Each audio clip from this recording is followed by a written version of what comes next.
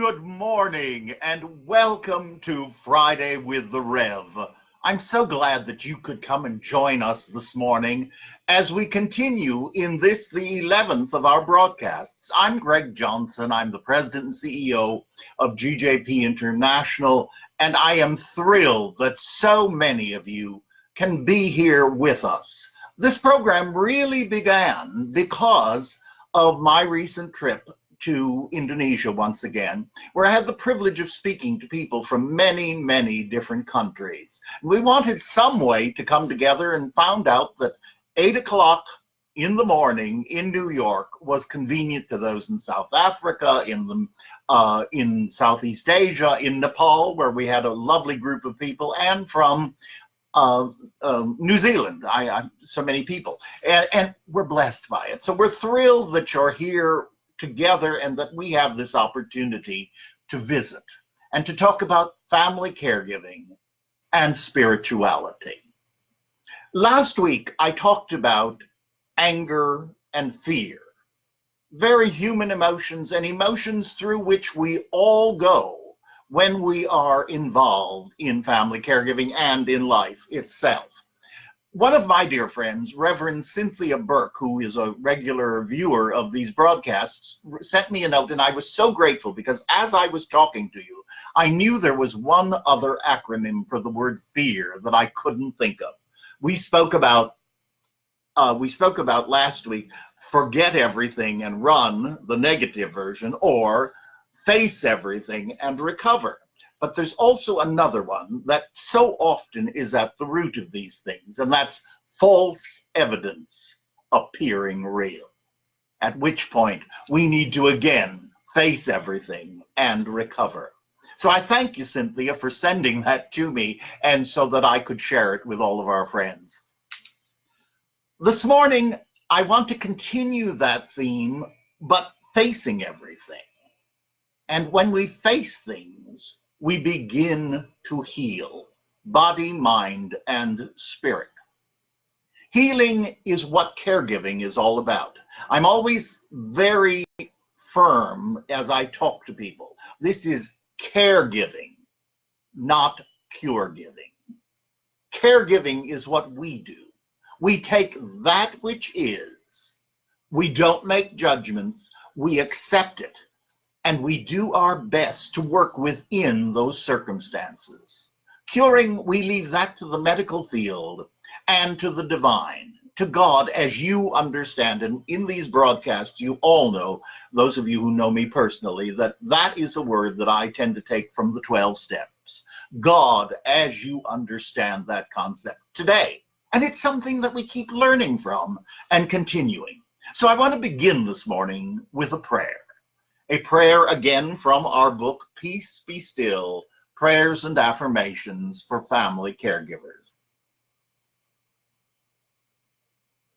Oh, Father, Mother God, thank you for this reality of my humanity, my brokenness, my limitations. Heal me, strengthen me. Bless each person at whom I've raged, reacted, or behaved inappropriately. I am sorry. Help me to forgive myself. Help me to recenter myself in you and know your peace. I am exhausted and confused. Yet when I reflect and rest, I know that I must care for myself before I can care for another. In caring for myself, I am preparing to better love and serve my care recipient and others. O source of every good and perfect gift, when I feel tired, afraid, overwhelmed, resentful, or just out of sorts, please take me in your mighty arms and grant me willingness to surrender. Allow me to let go gently, to receive abundantly. Lord, I surrender myself, my problems, my loved ones, and my future into your hands, and I trust in you. I remember with thanksgiving that you are infinite wisdom, infinite power, infinite strength, and I claim with unwavering faith these resources for myself, and I give thanks.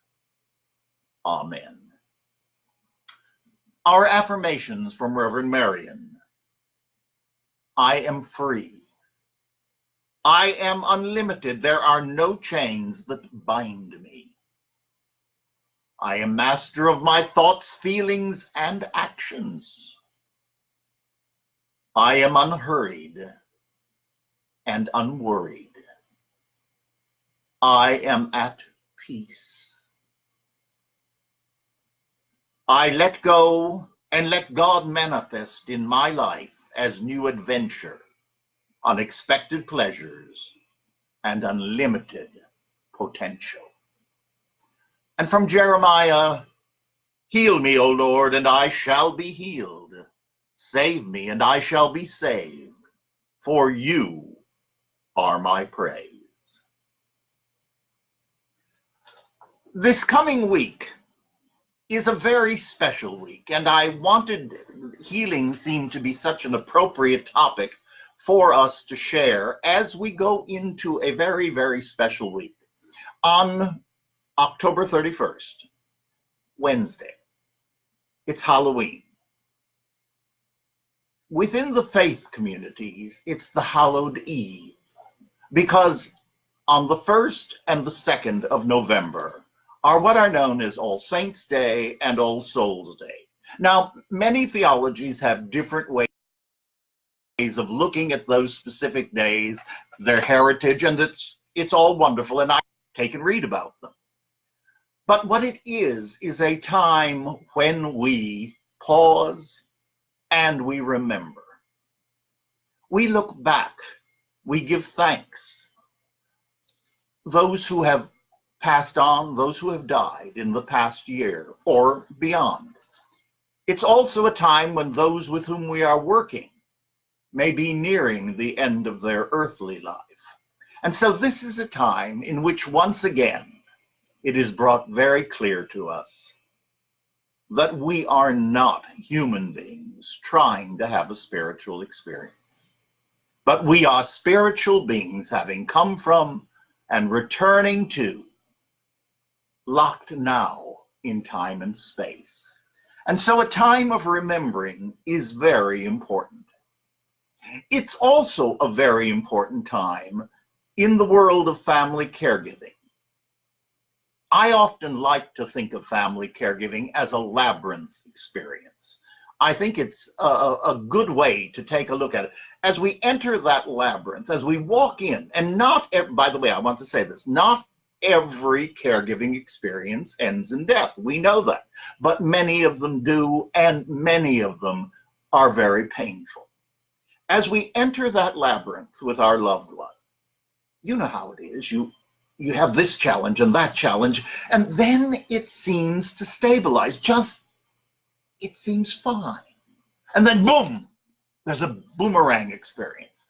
Medical issues, physical issues, all sorts of issues that come about, and there's got to be a readjustment, and we continue on through the labyrinth, and then suddenly it seems again. And then the times get shorter between the new realities. And finally we reach that center of the labyrinth in which we take the hand of our loved one and place it into the hand of the divine for all eternity. Our loved one is safe. Our loved one is at peace. Now what do we do?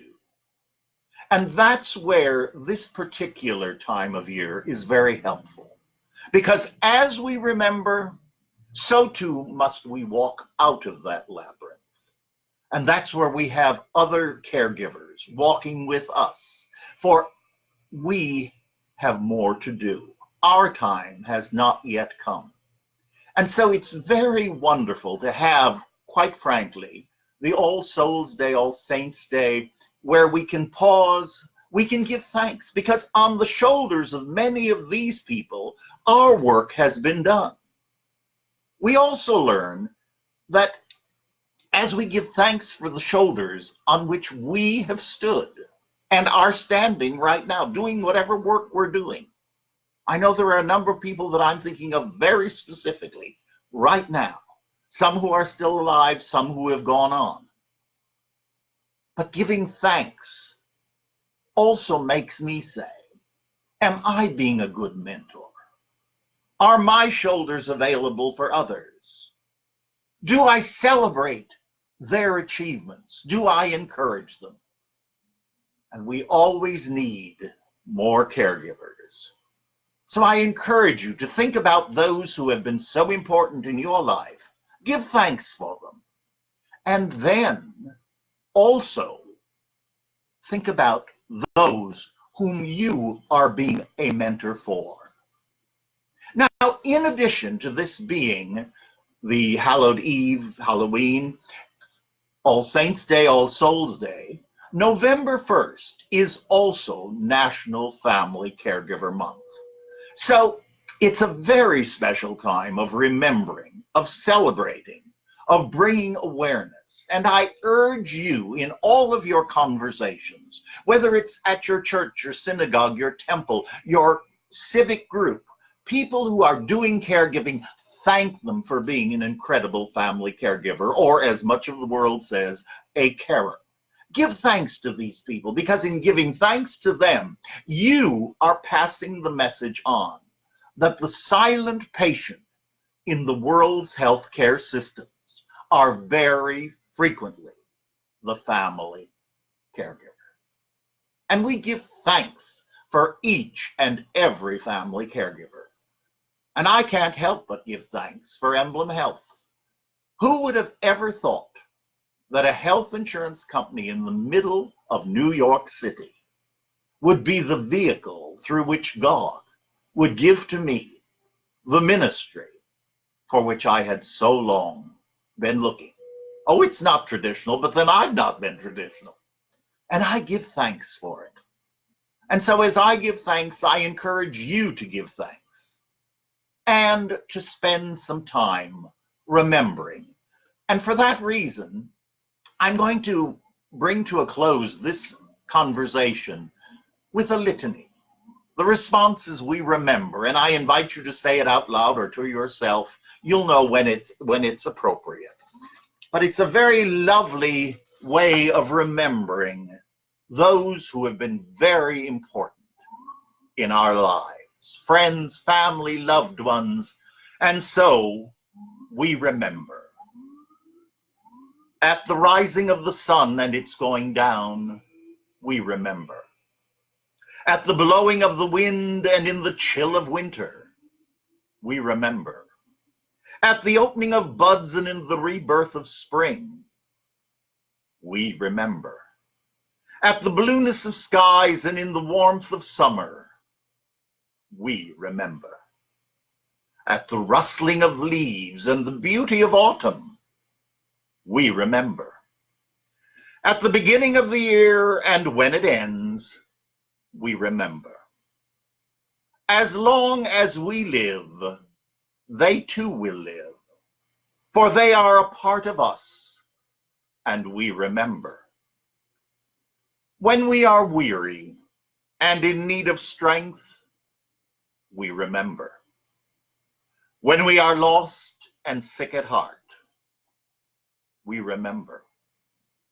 When we have joys we yearn to share, we remember. When we have decisions that are difficult to make, we remember. When we have achievements that rise from theirs, we remember. As long as we live, they too shall live, for they are a part of us, and we remember. And indeed we do. I want to thank you for being with me this morning. I have one final item, but before I read this and share it as our concluding thought, I want to just remind you, I'm thrilled to hear from you. And if there is any way in which I can be helpful in your journey or in the people that you're working with, there are two ways to make hold or get hold of me. One would be through Emblem Health. And again, I always remind you, Care for the Family Caregiver, a place to start, is available in English, in Spanish, and in Chinese. We have the PDFs for them all, and they're available to you if you just write to me at gjohnson at, and this is one word, emblemhealth.com. Or you may join me through Marble Collegiate Church, and that is gjohnson@marblechurch.org. And for those of you in New York, I do remind you there's Prayer Circle at Marble. I have the privilege of leading that on Sunday morning at 10 o'clock and again on Wednesday at 11 o'clock, a time during the middle of the week to come together for prayer, for time of quiet and reflection. And you are most welcome. And also, if you're in New York, on October 31st, no, I'm sorry, on November 1st, I have to get this correct. On November 1st, All Souls Day, All Saints Day, I'm going to get this right. November 1st, All Saints Day. In the evening at 6 o'clock, there's a dinner, and 7:30 is a concert for the Hallowed Tide. So we invite you to be present, 5th Avenue and 29th Street. Those of you who are here in the New York metropolitan area, welcome. And now I want to end with a reading that has always been helpful to me. And I pray that it might help you in your caregiving journey, because each of these experiences are ours. It's a brief reading, but it's one that I do again and again. It's simply entitled, When. When your knees are knocking together and you do not know which way to turn, think of God and his goodness. When prosperity seems out of question, give thanks to God for our abundance. When you want peace of mind, dwell on the presence of God. When your health is under par, speak the healing word.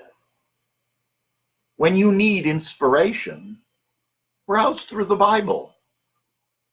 When the situation seems to need a miracle, remember that nothing is too difficult for God, and that he is performing miracles every day. And from Joshua, a phrase, a passage I love, I will not fail thee, nor forsake thee. God bless you. Thank you for being with me today. Thank you for the work you're doing. And let us journey together into a joyous week and a joyous month of family caregiving. God bless. Take care.